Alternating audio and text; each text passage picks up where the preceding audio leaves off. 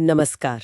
आज हम एक ऐसी कहानी पर बात करने वाले हैं जो सुनने में बिल्कुल किसी जासूसी नॉवेल जैसी लगती है। हाँ बिल्कुल।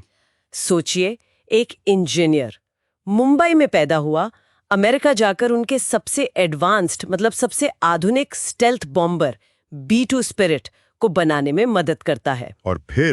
और फिर उसी बॉम्बर की टेक्नोलॉजी चीन को बेच देता है। ये कहानी है नौशीर गोवाडिया की, और इसमें सिर्फ गोवाडिया नहीं बल्कि B-2 बॉम्बर, अमेरिकी सैन्य ताकत का एक बड़ा प्रतीक, और अंतर्राष्ट्रीय जासूसी, ये सब शामिल हैं। हाँ, एक बहुत ही पेचीदा मामला, और जिसके असर, जैसा आपने कहा, शायद आज भी दिख रहे हैं। सही। इस पूरी गुत्थी को समझने के लिए हमने जो रिपोर्ट्स हैं गोवाडिया केस पर और चीन में हाल में जो कुछ एयरक्राफ्ट दिखे हैं, उस जानकारी को खंगाला है। बिल्कुल।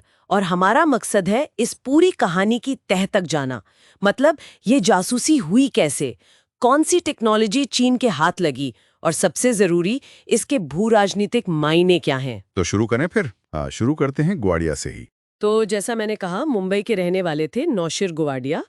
नॉर्थरोप कंपनी, जो अब नॉर्थरोप ग्रूमन के नाम से जानी जाती है, वहाँ वो एक बहुत ही काबिल इंजीनियर थे। हाँ, काबिलियत तो थी। उनका काम कोई छोटा मोटा नहीं था।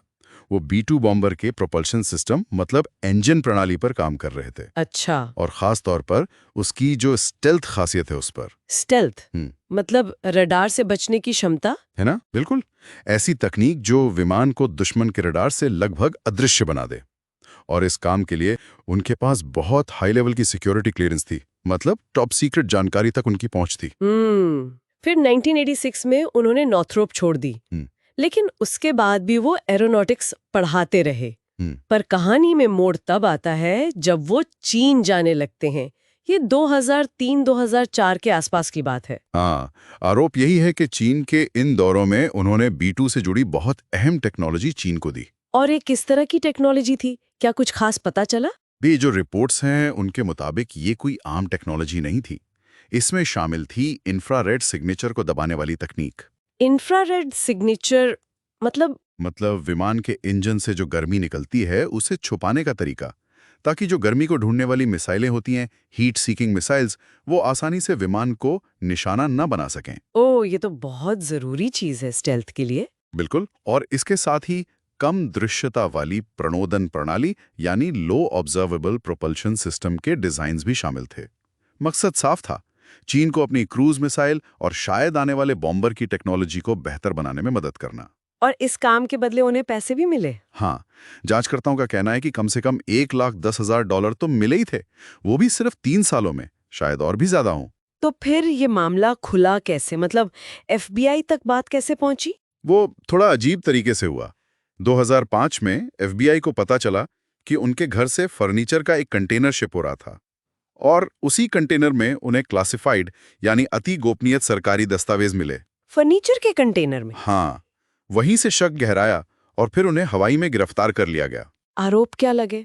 आरोप गंभीर थे, आर्म्स एक्सपोर्ट कंट्रोल एक्ट और जासूसी कानून के तहत, कि उन्होंने चीन और कुछ दूसरे देशों को भी संवेदनशील रक्षा जानकारी दी है। पहले तो उन्होंने इनकार किया होगा। हाँ, शुरू में तो इनकार किया, लेकिन बाद में उन्होंने एक लिखित बयान दिया जिसमें उन्होंने माना, मैं कोट कर रहा हूं, सोचने पर लगता है PRC यानी चीन को क्रूज मिसाइल बनाने में मदद करके मैंने गलत किया।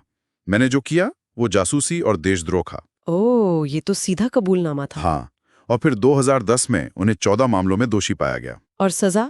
सजा भी कड़ी मिली। 2011 में 32 साल जेल की सजा। आजकल वो कोलोराडो की फ्लोरेंस ADX सुपरमैक्स जेल में है। ये अमेरिका की सबसे सुरक्षित जेलों में से एक मानी जाती है। 32 साल? हालांकि शायद ये भी बताना जरूरी है कि उनके बेटे का दावा है कि उनके पिता निर्दोष हैं और FBI ने कुछ सबूत रोके हैं। हाँ, ये बात भी रिकॉर्ड पर है। खैर, ये तो हुई ग्वाडे की कहानी। ठीक है, तो ये सब तो हुआ पहले, लेकिन ये मामला हाल में फिर से क्यों इतना गर्म आ गया है? हाँ, उसकी वजह है चीन। चीन के शिनजियांग प्रांत में एक टेस्टिंग साइट है। वहां की कुछ हालिया सैटेलाइट तस्वीरें आई हैं। अच्छा, क्या दिखा उनमें? उन तस्वीरों में एक बहुत बड़ा उड़न तश्तरी जैसा दिखने वाला स्टील्थ एयरक्राफ्ट नजर आ रहा है, और वो देखने में काफी हद तक अमेरिकी B-2 बॉम्बर जैसा है। B-2? जी। कितना बड़ा? उसका विंग स्पैन यानी पंखों का फैलाव अंदाजन 52 मीटर बताया जा रहा है, जो कि B-2 के विंग स्पैन के काफी करीब है। अरे, तो क्या ये माना जा रहा है कि ये वही टेक्नोलॉजी हो सकती है जो ग्वाडिया ने बिल्कुल यही चिंता फिर से उभर आई है कि कहीं ग्वांडिया से जो टेक्नोलॉजी मिली उसी का इस्तेमाल करके तो चीन ने ये विमान नहीं बना लिया। पर क्या ये पक्का है कि ये बॉम्बरी है या कुछ और भी हो सकता है? देखिए अभी पक्के तौर पर कहना मुश्किल है। ये कोई ड्रोन हो सकता है, शायद कोई हाई एल्टीट्यूड लॉन्ग एंड्योरेंस यानी HALE ड्रोन, या फिर ये चीन का आने वाला H-20 स्टेल्थ बॉम्बर हो सकता है जिसकी काफी चर्चा है, या J-36 जैसा कोई नया फाइटर जेट भी। लेकिन जो भी हो, B2 से उसकी मिलती जुलती शक्ल चिंताजनक है। हाँ, क्योंकि ये उन शकों को और गहरा करती है कि चोरी की गई अमेरिकन टेक्नोलॉजी चीन की स्टेल्थ एविएशन क्षमताओं को बढ़ाने में वाकई मददगार साबित हुई है। और B2 जैसी क्षमताएं कितनी अहम हैं, इसका अंदाजा शायद इस बात से भी लगता है कि अमेरिका ने हाल ही में ईरान की फोर्डो परमाणु फैसिलिटी जैसे ठिकानों पर नजर रखने या उन्हें निशाना बनाने के लिए इसी बॉम्बर का इस्तेमाल किया था। सही कहा। जाहिर है दुनिया की हर बड़ी ताकत ऐसी क्षमता हासिल करना चाहेगी, चीन भी क्यों पीछे रहेगा।